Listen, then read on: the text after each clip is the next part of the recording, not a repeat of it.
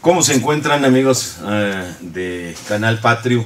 Estamos nuevamente en una emisión de su espacio Temas, Lemas y Dilemas en este su Canal Patrio. Agradecemos el espacio que se nos brinda para poder entrar en contacto con ustedes. Los saluda su amigo Leslie Oscar Figueroa Hernández, con nosotros el compañero David. ¿Cómo estás, David? Buenos días, muy amable por la presentación. Pues aquí otra vez al pie del cañón. Muy bien. Pues miren, vamos a entrar ahora sí que muy rápido al tema, porque vamos a dar conclusión al programa de la semana pasada, en donde nos referíamos, pues desde nuestra perspectiva, insistimos, no es una perspectiva académica, mucho menos pretendemos erigirnos como sabiondos de nada, simple y sencillamente como ciudadanos interesados, obreros en nuestros orígenes y en nuestro desarrollo del Sindicato Mexicano de Electricistas, pues damos nuestra opinión, y en ese sentido se han formulado todas las conclusiones y opiniones dadas en este espacio de temas, lemas y dilemas. Y la semana pasada pues intentamos hacer una desmitificación de la participación de algunos personajes o algunas personas en el conflicto armado de 1910, la Revolución Mexicana.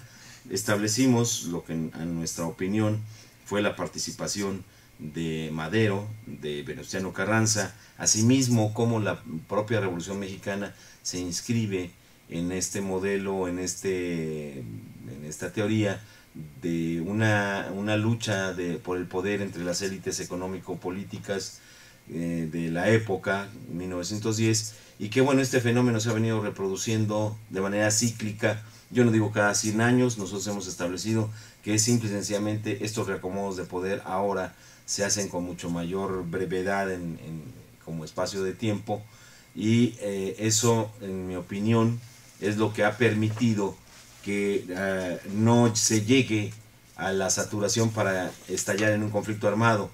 Es decir, en el siglo pasado, a principios del siglo pasado, finales del antepasado, es decir, entre el siglo XIX y XX, estas élites reaccionaban muy lentamente para ir incorporando a nuevos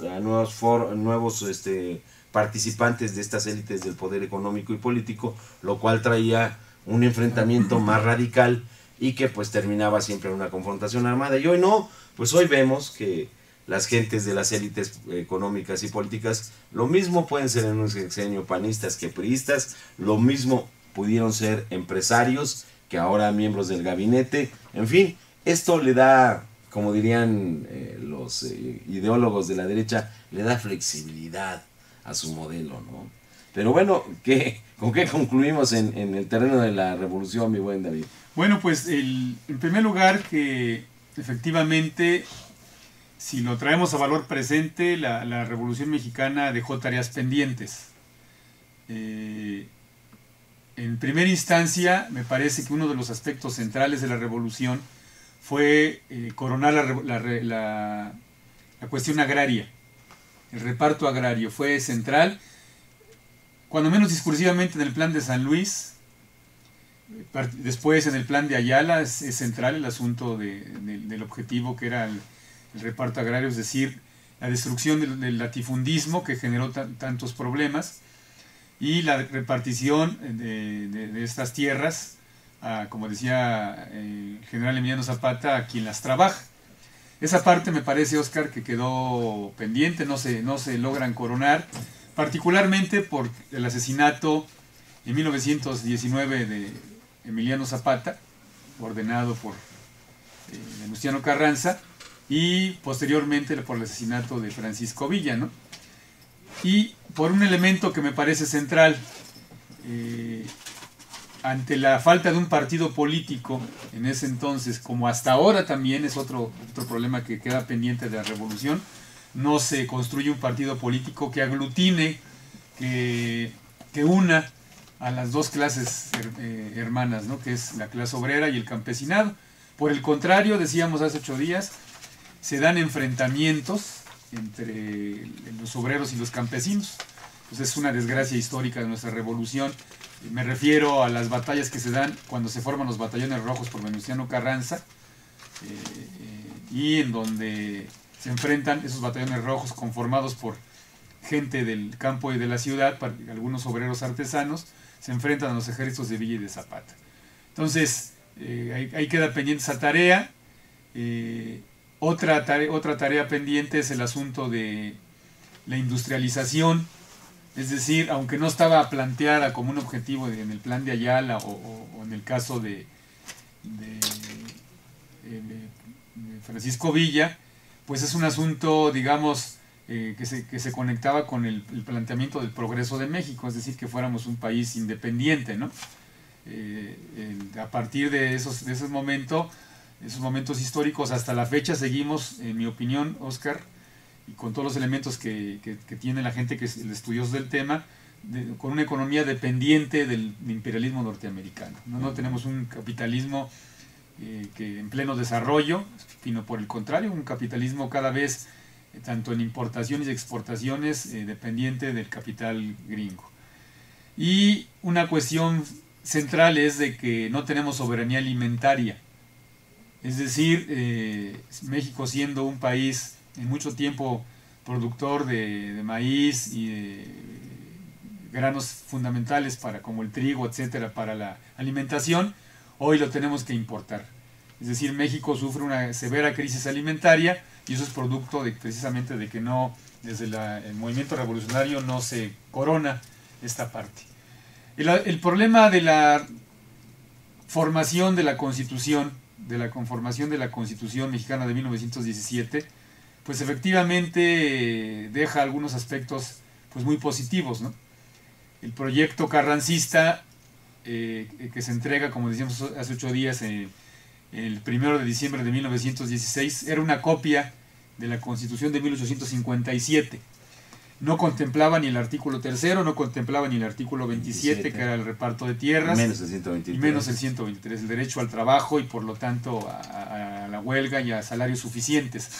Esos 3 artículos en realidad se proponen, se discuten y se ganan por parte de lo que le llaman el ala radical o el ala jacobina del constituyente de 1917, encabezados por Mujica, Rafael Ramos Pedroesa y otros revolucionarios, que incluso a la par de la experiencia que tiene el ESME en ese momento, hay que recordar que el Sindicato Mexicano de Electricistas en plena revolución lleva a cabo una huelga en 1916 y que bueno, uno de sus principales dirigentes es encarcelado, y el argumento que daban los jacobinos en el constituyente del 17 decían que era incongruente que se estuviera discutiendo ahí el derecho al trabajo y el derecho de los trabajadores a llevar movimientos de huelga cuando había un líder preso, ¿no? Y condenado a muerte. Condenado además a muerte. Entonces influye mucho el papel del ESME y eso posibilita también, coadyuva a que el ala radical pueda plasmar, cuando menos en el artículo 123, esos derechos que son fundamentales y que hoy han sido pulverizados por la reforma a la Ley Federal del Trabajo, ¿no? Me refiero al derecho a un salario suficiente, el derecho al trabajo digno y socialmente útil, es decir, por el alto desempleo que tenemos, y el derecho a huelga, que queda pulverizado, Oscar, con el asunto de los contratos a prueba, contratos temporales, los contratos de protección, ¿no? Y la subcontratación. Es prácticamente el derecho a la asociación de los trabajadores queda pulverizado. Entonces, esas tareas quedan, digamos, por realizarse, son muy actuales, y me parece entonces que el proceso de la Revolución Mexicana, si lo traemos, si hacemos ese análisis, podemos plantear algunos escenarios. Uno es que es urgente, entonces, que tanto la clase obrera como los trabajadores del campo podamos cohesionarnos, pasar de nuestros, digamos, demandas gremiales y sectoriales o agrarias, más bien, a pasar al terreno político. Hoy necesitamos que los trabajadores mexicanos seamos los que definamos qué tipo de país queremos. Ahí en el Sindicato Mexicano de Electricistas tenemos una discusión, porque hay quienes plantean que la clase obrera en este país debe de incidir en la política económica de nuestro país. Yo creo que eso es una posición reformista, porque pues incidir lo entiendo como pues dar opinión, ¿no? Y que bien el Estado pueda o no escuchar nuestras opiniones. Además, eso está en contrasentido con lo que el estatuto de nuestro sindicato plantea. Nuestro artículo 6 dice que los trabajadores electricistas debemos de plantear el cambio de régimen económico, ¿no? Incluso, David, si me permites, me parece que es una renuncia fatal, al menos ese enfoque, o como yo lo estoy interpretando, porque resultaría nada más ni nada menos que restarle al trabajo como elemento fundamental de la composición orgánica de un capital, en donde podemos entender que la parte de carácter económica, bueno, pues los dueños de los medios de producción, ya ha quedado plenamente demostrado, particularmente por las teorías establecidas por Carlos Marx, Federico Engels y muchos otros que han seguido, pero sobre todo, particularmente ellos, ¿no? Es Carlos Marx en su trabajo de Capital, en donde no deja lugar a dudas. El trabajo es la fuente de riqueza, porque el dinero por sí mismo, los medios de producción, es más, no existirían medios de producción si no hubiera un trabajo implícito en ello. Es decir, ¿cómo podemos hablar de una máquina de impresión, una máquina de extrusión de plásticos, una máquina de hilados, esta propia cámara, en fin, todo lo que nos rodea, si no hay un trabajo previo, un trabajo asalariado? Es decir, llegar a la renuncia total y absoluta de la identidad de la clase, diciendo que los sindicatos tienen que ser o tienen que incidir, Dios mío, si son determinantes los trabajadores y sus salarios en la composición orgánica de capital y por tanto en la creación de valor, ¿no? Así es. Entonces se me hace más allá del reformismo. Claro, ¿no? Entonces esa posición me parece que queda muy corta, muy chata, y lo que se requiere hoy, como una continuación de ese movimiento que costó más de 1 millón de vidas, que no fue cualquier cosa, es que los trabajadores con un instrumento político podamos definir qué tipo de país queremos, ¿no? Y queda claro, en mi opinión, digo, si es una opinión personal, yo no hablo a nombre de nuestra organización, del ESMED, queda claro que es necesario el cambio de régimen, que el modelo neoliberal, yo no digo que sea un fracaso, ¿no? De ninguna manera es un fracaso, ha sido un éxito para que un puñado de multimillonarios acumulen inmensas fortunas. No, yo digo que el neoliberalismo ha demostrado que es un régimen que solamente beneficia a un puñado de empresarios. Y que por lo tanto necesitamos un régimen diferente, que en mi opinión no es más que el socialismo. Entonces, esa es una primera consideración. La otra cuestión que yo planteo es que es necesario, entonces en esa dinámica, que los trabajadores de la ciudad y del campo requerimos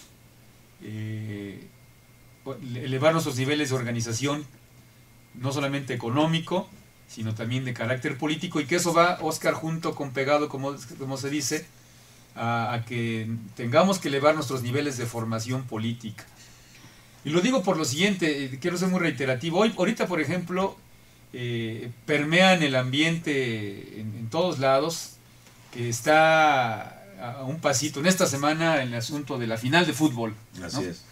Digo, más descarado no puede ser el asunto cuando, si se le busca, los dos equipos que van a contender por el campeonato de la Liga Mexicana, pues pertenecen al grupo Atlacomulco, los dos, tanto de Cholos de Tijuana como el Toluca. Es decir, pues es la bienvenida, ¿no?, que le dan los medios de difusión al nuevo presidente de la República.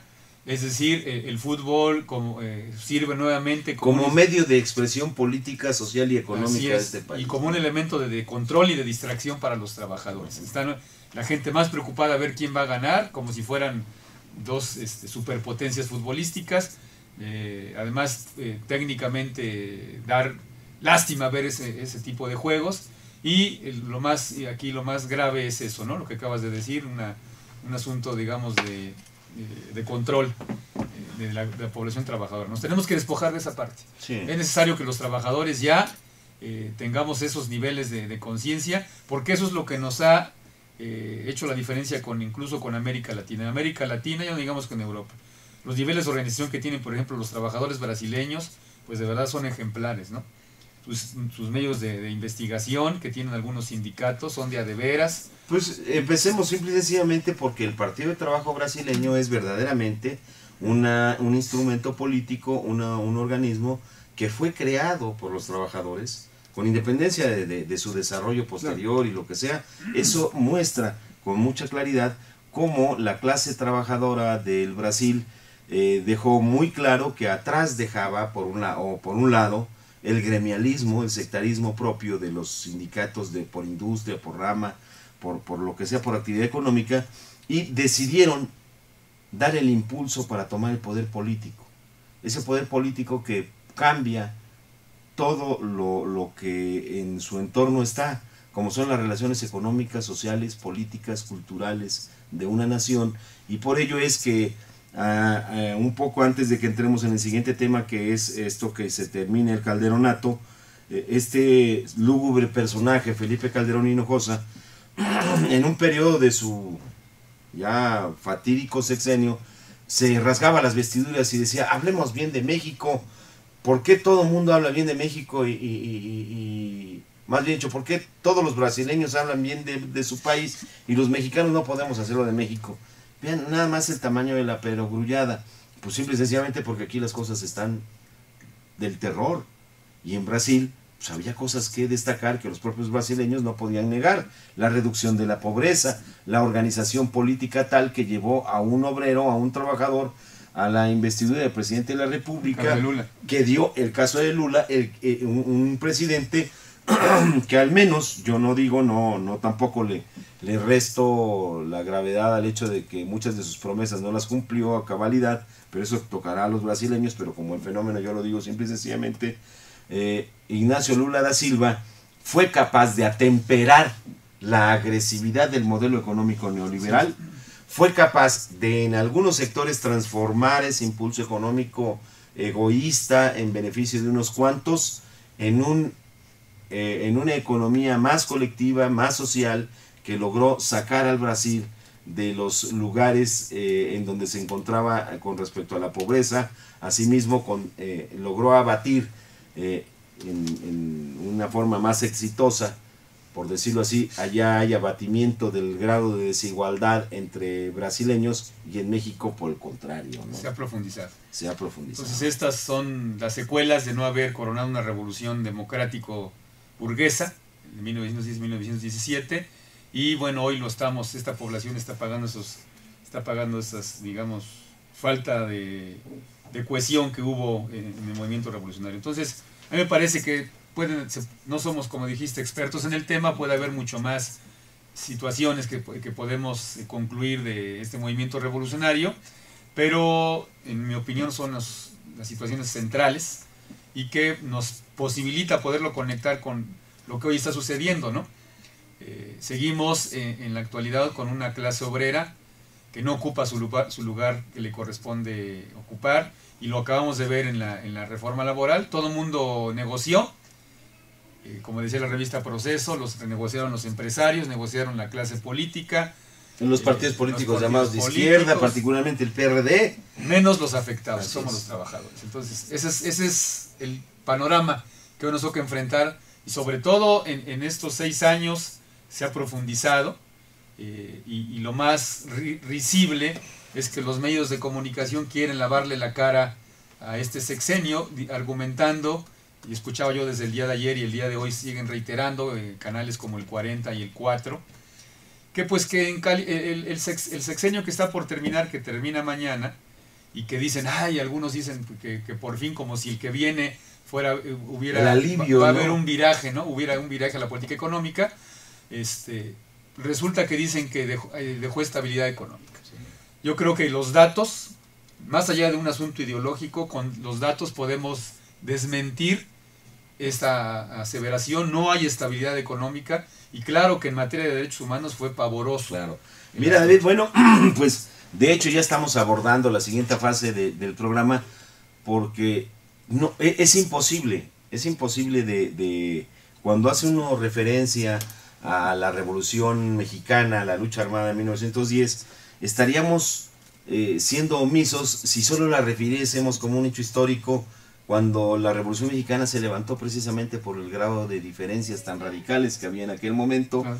el grado de injusticias, en fin, en un saldo podríamos decir, insistimos desde nuestro particular punto de vista, que no tiene por qué ser modesto y mucho menos tiene por qué ser menor en cuanto a creación intelectual, porque pues los especialistas tendrán un mayor abundamiento de datos, pero la percepción de la población no es mínima frente a ello. De tal manera que Temas, Lemas y Dilemas puede concluir que los saldos de la Revolución Mexicana están, digamos, íntimamente ligados, por ejemplo, a los saldos de este sexenio.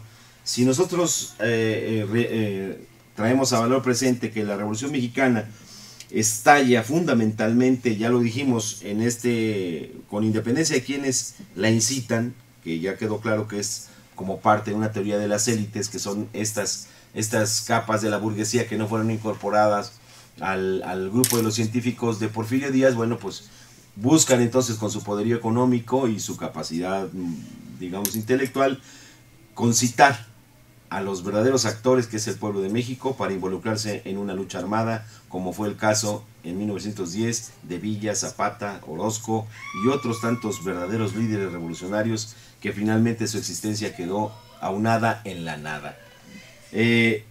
Podríamos señalar que las diferencias sociales siguen siendo un factor de confrontación entre el pueblo de México, que la escasa o nula protección al trabajo que existía en 1910 no ha cambiado, por el contrario, ha habido un retroceso que nos lleva a condiciones aún más atroces que en 1910, y señalamos esto debido a que en 1910 era una lucha porque se reconociera y que se diera marcha atrás a todo este tipo de cosas. Sin embargo, hoy los instrumentos políticos, todos los partidos políticos se han puesto de acuerdo para mandar a los trabajadores 100 años para atrás. La soberanía del país estaba gravemente atentada en aquellos años, producto del expansionismo norteamericano que venía acosando al país, como ya lo establecimos en el programa pasado, desde la propia independencia, desde el propio momento en que México declara su independencia y transita por toda la larga lucha de esta revolución independentista desde 1910 hasta 1836, en que es reconocida por el Imperio Español, cuando cesa un poco esa intervención norteamericana, pero se recrudece simple y sencillamente 10 años más tarde con una guerra de intervención que empieza por quitarnos lo que hoy hemos perdido, que es la mitad del territorio. Empezaron con Texas, ¿no? Y Así terminaron es, con la mitad del territorio. la mitad del territorio. Entonces la soberanía geográfica, política, económica, hoy es más evidente. Está claro que en julio, fueron las elecciones en este país. Supimos de la imposición de Peña Nieto, pero en realidad no sabíamos quién iba a gobernar este país. ¿A qué me refiero? Pues simple y sencillamente que quien gobierna este país es el habitante no de Los Pinos, sino de la famosa Casa Blanca y su despacho oval. Y hace unos días, con el triunfo del morenito Obama... Ayer estuvo ahí. Ajá, ya sabemos exactamente quién va a gobernar el país, que es Obama, y a eso, entre otras cosas, fue el chaparrín de Peña Nieto pues a recibir ya la agenda, ¿no? Es decir, en una reunión que ha sido pues polémica en ciertos ámbitos, pero que no deja de ser chistoso, 15 minutos de charla directa entre los presidentes, en donde le dijo, haces esto y te vas, y listo el señor Peña Nieto para pasado mañana asumir la presidencia de la República, pero ya con las órdenes de Washington. Entonces, finalmente, en términos de la soberanía, seguimos igual o peor, y particularmente este último aspecto que señala David, que es la soberanía alimentaria. Es gravísimo que nuestro país, en este momento, no haya otra cosa tan vigente como lo que dijo Zapata. La tierra debe ser de quien la trabaja, y este país, desde 1992, con las modificaciones al artículo constitucional, al 27 constitucional, hechas por Carlos Salinas de Gortari en contra del ejido, han destruido a la soberanía alimentaria de este país. Finalmente, nosotros podríamos señalar que la deficiencia de instrumentos políticos o de institutos políticos a principios del siglo XX, finales del siglo XIX, fue lo que hizo más larga y sangrienta la lucha armada de 1910, al no haber una idea política concreta o ya madura. Entonces la lucha entre caudillos, la lucha entre militares, que no es nueva en este tipo de conflictos en todo el mundo, bueno, pues se prolongó de tal manera que también muy larga la consolidación de esta lucha armada de 1910, entre su propio estallido, en donde ya señalamos que hay un chaparrín medio torpe de apellido Madero, que pues la única virtud que tuvo fue dar como fecha de inicio de una revolución el 20 de noviembre, muy peculiar. En ningún lugar del mundo la historia señala que alguien, los insurrectos, hayan dicho: nos vamos a levantar en armas de aquí a 3 meses, tal día, a tal hora. Vean nada más lo que se festeja. Entonces, ¿qué es lo que nosotros tenemos como conclusión en temas y lemas y dilemas? Que los problemas sociales, económicos y políticos del siglo XIX lamentablemente siguen vigentes. Pero ahora, ya entrando a los saldos del calderonato, ahora con una gravedad extrema, porque no es menor el caso en donde tenemos que señalar que en este país algunas de las cifras más terribles que se tienen que mencionar, aparte de las económicas, que es un fracaso, es que ha habido 203.690 homicidios dolosos y culposos en el sexenio del calderonato. Estas son cifras del semanario Z, que ha sido un semanario que se ha venido prestigiando sobre todo por su responsabilidad para tratar los problemas derivados tanto del narco, por decirlo así, como de la delincuencia organizada. Oye, el nombre está muy sugerente, nada que ver con el cártel, ¿verdad? Así es, el semanario Z, ¿no? Un semanario muy prestigioso que Blanco Ornelas tuvo ya la desfortuna de tener un desencuentro con los narcotraficantes, y que vaya, hasta que se murió, dejaron en paz a este hombre. Bien, de estos 203.690 homicidios dolosos y culposos del calderonato, 125.090 homicidios han sido clasificados por el gobierno federal como sin datos u otros, así nada más. Y de ahí se establece, por ejemplo, que Baja California ocupa el 5º lugar nacional con 4.519 muertos. El Centro Nacional de Información, denominado Más Víctimas que Averiguaciones Previas, señala exactamente eso, que ha habido más víctimas que averiguaciones previas. La Comisión Nacional de Derechos Humanos señala que ha habido 111.000 muertes de civiles en 2010, 43.000 en 2011 y 25.000 en 2012. Hoy por la mañana escuchábamos en el noticiero de Carmen Aristegui a un especialista en donde hizo 3 afirmaciones que a mí me impactaron, David. Sí, escuchamos la entrevista. Una de ellas fue que en este sexenio, como nunca, el problema de lo que se ha llamado, o se ha dado en llamar los derechos humanos, no coloca a México en una crisis de derechos humanos, sino lo coloca en un verdadero estado de emergencia de los derechos humanos. Las cifras que da, y cuando él habla de las cataratas de sangre, alguien puede decir: hombre, esa es una exageración, por el amor de Dios, ¿cómo vas a hablar de cataratas de sangre? Oye, esa es una exageración, un grado de irresponsabilidad terrible. Pues mire, el ejercicio que hacía este especialista nos lleva a repetirlo nosotros aquí en este programa. Si nosotros tomamos en consideración que cada cuerpo humano tiene en promedio 4.5 litros de sangre, y eso los multiplicamos por 203.000, ya no vamos a multiplicarlo por 690 más, 203.000 muertos, ¿no? Muertos, nos da la escalofriante cantidad de 913.500 litros de sangre. Sí, derramados por los asesinatos. Entonces, nosotros decimos, en cuanto a los derechos humanos... Me parece que yo creo que habría que checarlo, ni siquiera en la guerra o en la guerra militar de ocupación de Irak hubo tanto derramamiento de sangre. No, en Vietnam hubo 60.000 muertos, pero pues eso lo podemos verificar, ¿no? Es decir, no es que sea una competencia, ¿no? Simplemente aludo a ese ejemplo para que se note lo grave del asunto que tiene que ver con el asesinato de miles y miles de conciudadanos con una supuesta o por una supuesta guerra contra el narcotráfico, porque finalmente hay que recordar, y esto es parte de lo que no quiere reconocer el gobierno federal, que esa supuesta guerra contra el narco ha sido no solamente insuficiente, sino ha sido ficticia, porque sus bases financieras no están tocadas y porque el consumo, la distribución y el consumo de drogas no se ha minorado en nuestro país, ni en los Estados Unidos, que es el principal consumidor, sino por el contrario, se ha acrecentado, ¿no?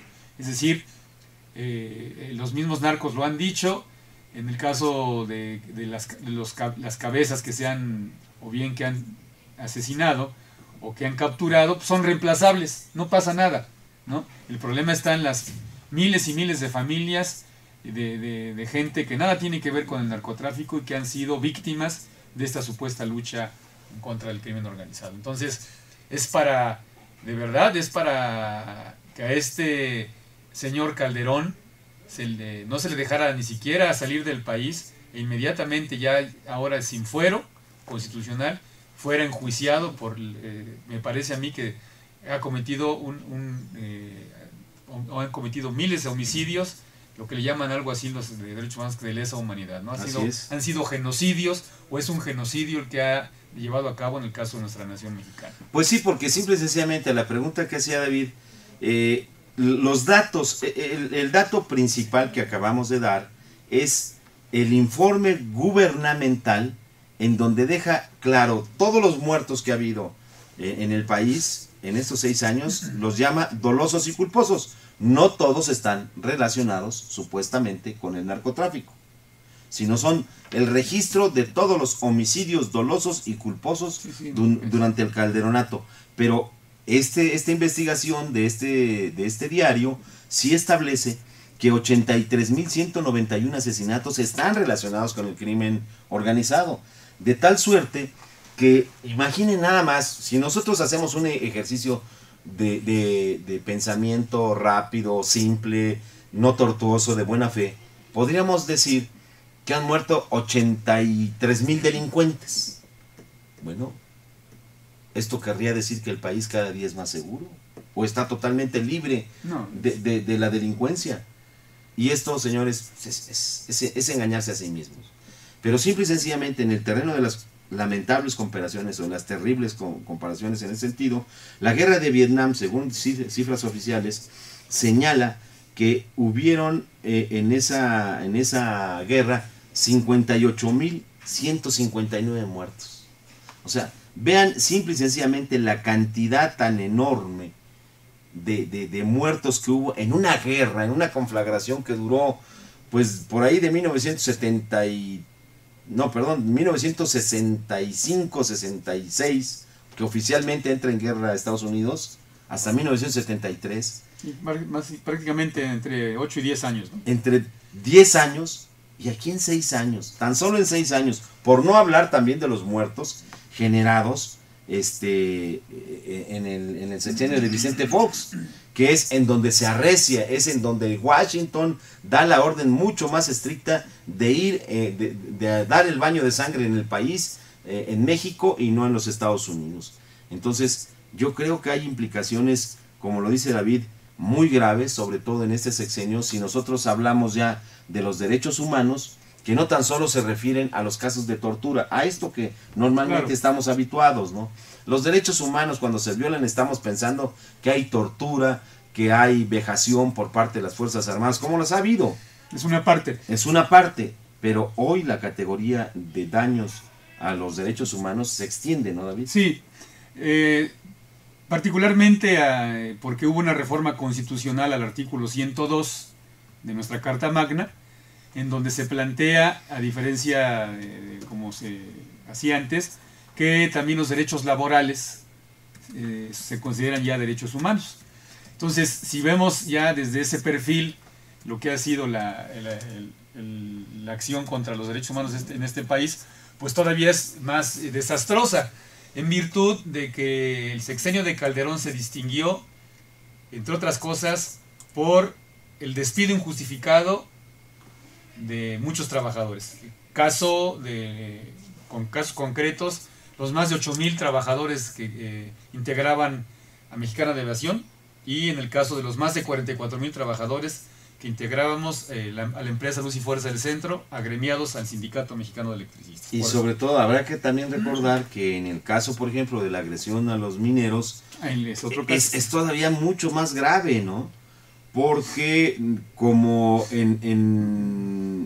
concretamente Mexicana, aun cuando era privada, tenía una injerencia mayor por cuanto al control en el terreno estricto de la regulación que hay sobre las líneas aéreas. Pero en el caso de nuestros compañeros mineros, bueno, ha sido un total maridaje, un amaciato, una subordinación terrible de esta casta gobernante a los intereses económicos, en donde los dueños de la inversión, del capital, que no de las minas, porque las minas son concesiones, es el territorio nacional, como ya lo hemos señalado en alguno de los programas, y lo pueden ustedes consultar en nuestro blog. Cerca del 26% del territorio nacional está en manos de particulares, concesionado en los derechos de explotación minera.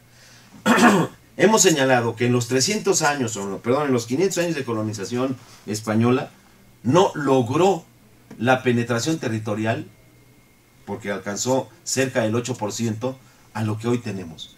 El 26% del territorio nacional está en manos de privados, es decir, no tan solo son dueños del capital, sino prácticamente es un hecho, como se comprobó con Minera México, que son dueños de la tierra, son capaces de expulsar a los obreros, de ponerlos en la calle, de matarlos, de asesinarlos, como fue el caso con los muertos que hubo en Cananea, una vez más. No estamos hablando de 1906, no, estamos hablando de 2009.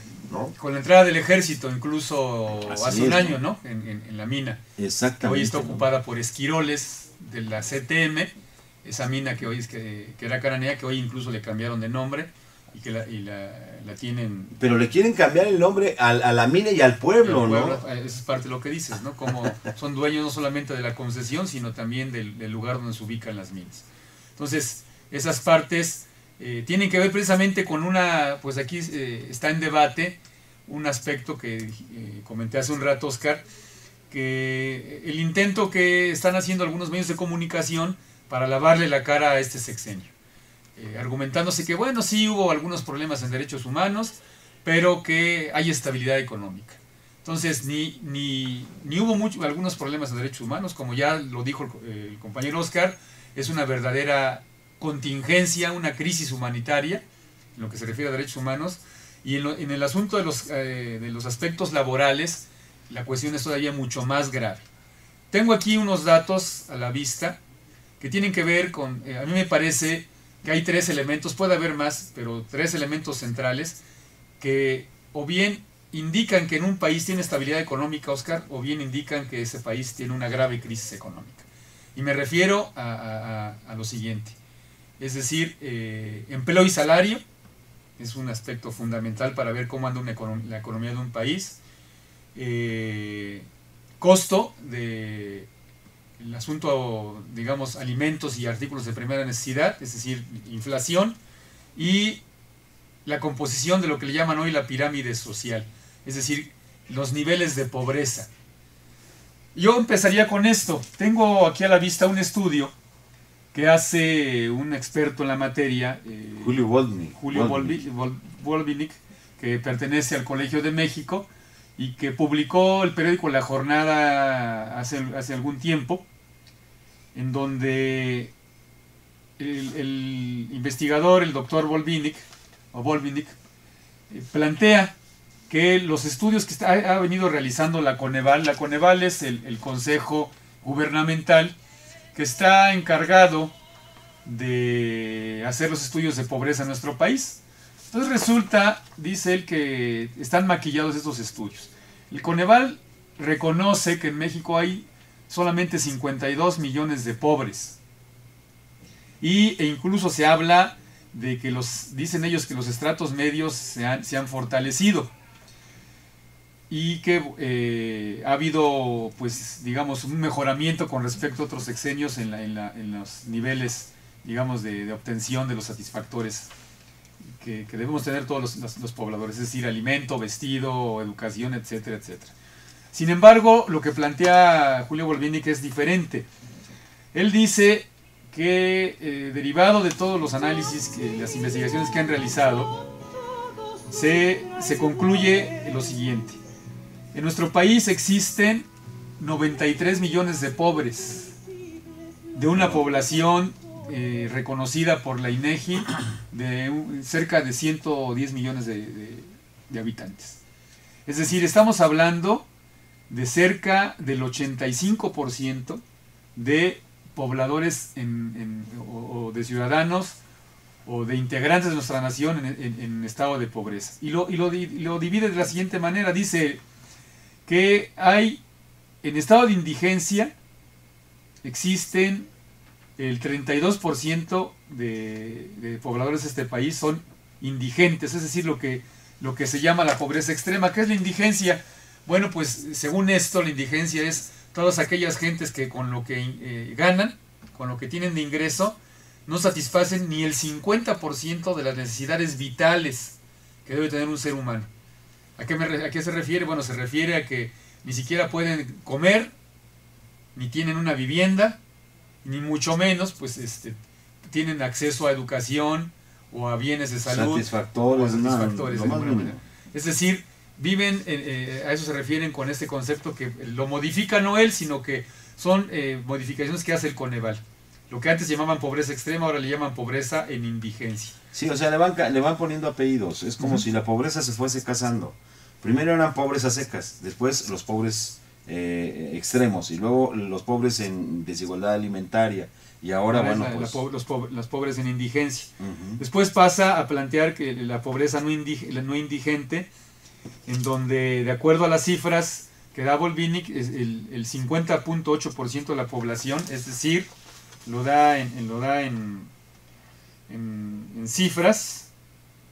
Estamos hablando de cerca de 55 millones de gente, o un poco más, 55 millones de habitantes, de mexicanos en pobreza no indigente. Es decir, aquí se refieren a que están cercanos a satisfacer las cuestiones esenciales, como es la alimentación y la vivienda. Pero aún juntando todos los ingresos de una familia en esa condición, no son suficientes para adquirir el 100% de esos satisfactores. Si lo planteamos en otra manera, es decir, que existen cerca de 60 millones de habitantes de este país que, a pesar de que trabajan en promedio más de 10 horas, todos sus ingresos de una familia de 5 miembros en promedio no son suficientes para adquirir alimentos y tener una vivienda propia. David, esto queda sobre todo claro. En este espacio de temas, lemas y dilemas hemos seguido con puntualidad este detalle del aumento de los pobres o de la desigualdad en México. Ya en 3 programas anteriores tocábamos estas cifras, y lo que quedaba en claro es que en México existen una organización que yo le llamaría subversiva, denominada los 300 hombres de negocios, y que están agrupados bajo el Consejo de Hombres de Negocios de México. En ese consejo, fíjense nada más, son 300 gentes las que se agrupan, que son empresarios, entre comillas, que son la gente de dinero, la gente que se ha aprovechado y se ha adueñado de este país, quienes marcan las pautas en el terreno de si se aplica o no lo que está puesto en la Constitución. ¿A qué nos referimos con ello? Este grupo de gentes de negocios son quienes dicen, por ejemplo, hay que abrir a Pemex a la inversión privada. Son los que estuvieron de acuerdo en dar el golpe a luz y fuerza del centro, con todo lo que ya sabemos, con el ejército, violando la Constitución, violando la Ley Federal de Trabajo, violando todo lo que haya necesidad de violar. Son los mismos que forman parte o son los dueños de Minera México, que han golpeado digamos de manera recurrente desde 2007 al sindicato de mineros, son los mismos que empujaron los dueños de Interjet para hacerse de los slots, que son estos como estacionamientos en los aeropuertos de los que tenía Mexicana, que era asimismo era dueña desde hace muchos años, y también hacerse de sus rutas. Bueno, esto solo por señalar algunas de las tropelías. Son los mismos empresarios que se asociaron a Walmart, que en Estados Unidos Walmart fue denunciada de que había hecho negocios corruptos en México, dando sobornos para obtener permisos. Bueno, todo esto que es una permanente violación al conjunto de normas y sobre todo a la propia Constitución, es decir, no tan solo al conjunto de normas que se establecen derivadas de una Constitución, sino la propia Constitución. Es verdaderamente lamentable que teniendo los datos de la cantidad de muertos, que han sido cataratas de sangre, que ha sido un auténtico sexenio del terror, que los derechos humanos en materia de seguridad han quedado expuestos como un país que vamos a la saga, que vamos para abajo, que en materia económica se quiere prestigiar el hecho de que tengamos una macroeconomía, como dicen, estable, una macroeconomía que según el modelo económico impuesto por Estados Unidos solo debe servir a la acumulación capitalista, solo debe servir a estos 300 hombres de negocios, porque está muy claro que hay 93 mexicanos de jodidos. 93 millones de jodidos en México. Y esto no le preocupa ni siquiera a la propia gente. Esto es verdaderamente grave. Claro. Lo acabamos de observar con la contrarreforma a la Ley Federal de Trabajo, y como lo decíamos en este espacio, no nos cabe, no es posible, no concebimos que en un hogar mexicano no haya quien trabaje. Tal pareciera que en los hogares en México hay quienes viven de sus rentas, es decir, que hay muchos empresarios, y eso resulta ser una verdadera mentira. No podemos pensar que esto sea real. Pero mira, David, ¿qué te parece si hacemos un breve espacio? Claro. Y vamos a escuchar a una cantante que se llama Eugenia León, con una canción que nos parece viene muy a cuento, que es La Paloma. Esperemos poder tener la posibilidad y la ponemos. Es esta.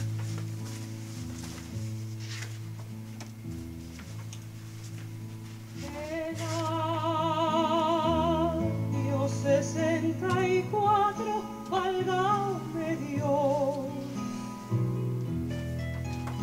Estábamos en la guerra de intervención. La danza de la paloma hacia furor. En medio de los desastres de la nación. ¿Todo? Maximiliano con todos sus traidores se creían invencibles los invasores. Una producción técnica muy chapa. El presidente Juárez y sus patriotas 153,000 muertos en Irak. no se desanimaban con las derrotas. Se vino el invasor por toda la nación, ay, destruyendo nuestros hogares sin tener compasión.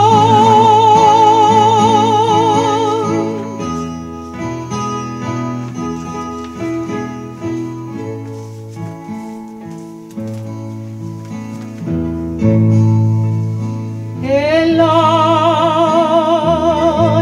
94 así pasó. Estábamos en la lucha de sucesión. Muertes violentas de 400,000. Hay una La encuesta que dice que danza de las monedas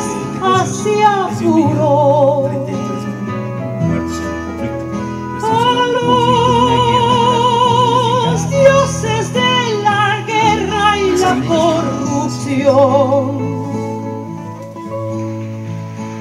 Si a tu frontera llega una paloma, cuida que no sea buitre lo que se asoma. Cuánta falta nos hace Benito Juárez para desplumar aves neoliberales. No te quiebres, país, aquí está mi canción, que una águila y una serpiente defiende la nación.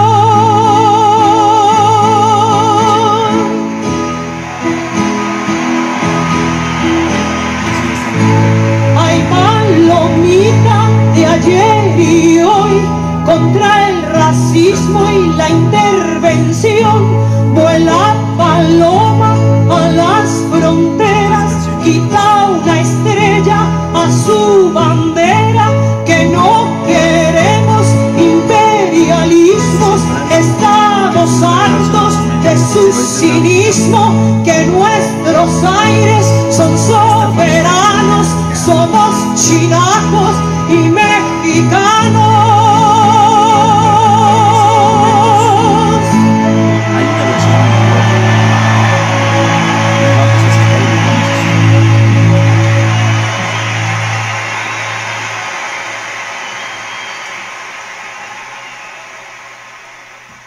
Bien, pues hemos escuchado esta versión melódica de protesta.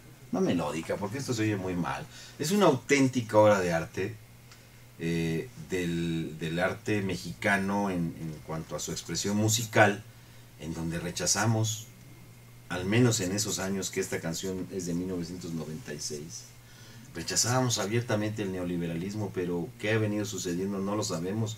Pero particularmente, si revisamos que estamos ubicándonos en el año de 1996, son 4 años antes de que entrara en operación el prianato, en este caso con la alternancia en el poder entre el PRI y el PAN, en donde se da inicio a los gobiernos panistas que hoy cierran su ciclo. Bueno, prácticamente hoy no, ¿verdad?, sino el día de mañana, pero estamos a unas cuantas horas de cerrar este lamentable y triste sexenio, ¿no? Sí, han sido 12 años de una profundización de las políticas priistas, de una incongruencia política, porque ellos llegan en el 2000 con una supuesta bandera de modificaciones de las políticas que llevaba a cabo el PRI, y lo único que han hecho tanto Vicente Fox como ahora Felipe Calderón es profundizar las políticas priistas en materia económica, en materia política, en materia de derechos humanos, en materia laboral, en materia educativa. Es decir, nos están llevando al borde, y no quiero exagerar, ni esto implica que uno esté planteando la salida violenta, pero me parece, Oscar, que nos están llevando al borde si no de una revolución, sí de una sublevación por las condiciones tan difíciles a que están sometiendo a la población. Quiero dar un dato que ilustra muy bien esto que acabo de decir. Esto está ya en el blog, es uno el reporte 102 del Centro de Análisis Multidisciplinario de la Facultad de Economía de la UNAM, el CAM de la UNAM. Y ahí, con ese dato, ilustra lo que decíamos hace un momento en términos de que no hay estabilidad económica. Habla de cuál es el costo de la canasta obrera obrera indispensable, lo que ellos le llaman COI. Esta canasta, ¿qué incluye? Dice, es una canasta para que la consume una familia, y que la consume diariamente una familia de 5 personas, es decir, 2 adultos, 2 menores y un joven, y está conformada por 35 bienes y servicios. La desglosa más todavía, dice, son 27 alimentos, 3 productos de aseo personal y del hogar, transporte, energía eléctrica y gas. Es decir, es lo que compone esta canasta, que hay que decir que ellos no la hacen de escritorio, sino que Es de campo. Es de campo, van y checan Hacen tanto el en el muestreo. supermercado, hacen un muestreo de cuál es el costo de estos productos. Bueno, el costo, y estamos hablando a enero de este año, que es un año que está ya estamos a un mes de que termine. El costo de esta canasta obrera indispensable es de 382 pesos. 382 pesos. Ajá. Me detengo ahí, David. Acaba de hacer una rabieta este sector empresarial, mal llamado sector empresarial, porque empresario o empresa significa otra cosa, tener el emprendimiento, en fin, ya no me pierdo en ello. Porque homologaron los montos del salario mínimo entre la mal llamada zona A y B. Dijeron que era un despropósito, la diferencia era de un peso, o es de un peso. Es un peso. Y estamos hablando de que entonces el salario mínimo se ubica en el orden de los 62 pesos. 62 pesos. Es una sangría. Bueno, ¿a qué grado de indolencia hemos llegado en este país? Que aquí están las cifras. 300, ¿qué se requiere? 382 pesos. Es decir, dicen ellos, dice el COI, se requieren, para poder adquirir esta canasta, se requieren 6 salarios mínimos. Es decir, hay que recordar que el salario mínimo es diario. Entonces se requieren 6 salarios mínimos para que una familia pueda adquirir esta canasta, que de acuerdo al artículo 123 de la Constitución Político Mexicana es un derecho. Es decir, esto no es de una cuestión de buena voluntad. Ni está sujeto a la negociación de nadie. Entonces, en otras palabras, tendríamos que argumentar que esto es lo que tendría que, en promedio, tener como ingreso diario una familia mexicana. 382 pesos para poder adquirir esta canasta obrera indispensable. Y resulta que en este país, precisamente, a raíz de las políticas económicas neoliberales, particularmente en estos últimos 30 años, 32 años, con las políticas de topes salariales, y lo vamos a ver en unos días, que viene nuevamente el asunto de que la CONASAMI fije el nuevo salario mínimo para el año 2013, pues resulta que lo que se ha hecho con el pretexto de contener la inflación es contener el salario, hacer un salario mínimo mísero, y además los salarios contractuales totalmente insuficientes. Es decir, existe una caída del salario precisamente por estos 32 años de neoliberalismo, de 1987 particularmente a enero de 2012, el poder adquisitivo del salario acumulado, o sea, en esos años, una pérdida, de acuerdo a estos análisis, del 82%. Y es mira, decir, para que podamos ganar, con eso concluyo esta parte, perdón, Oscar, lo que ganábamos en 1987 y poder adquirir lo que se adquiría en ese momento, tendríamos que en este momento pedir que el aumento a los salarios mínimos y a los salarios contractuales fuera del 82%. fíjate, David, cómo incluso aquí hay una enorme profundización de la precarización del trabajo y la mala calidad de los empleos que se han generado en este mal llamado sexenio del empleo, con este dictadorzuelo que inundó de sangre al país. Estamos hablando de salario mínimo, y David remata señalando que los salarios contractuales, bueno, ahí se ha venido argumentando por la clase patronal de que son muy altos los costos de los contratos colectivos, uno de los en los cuales se cebaron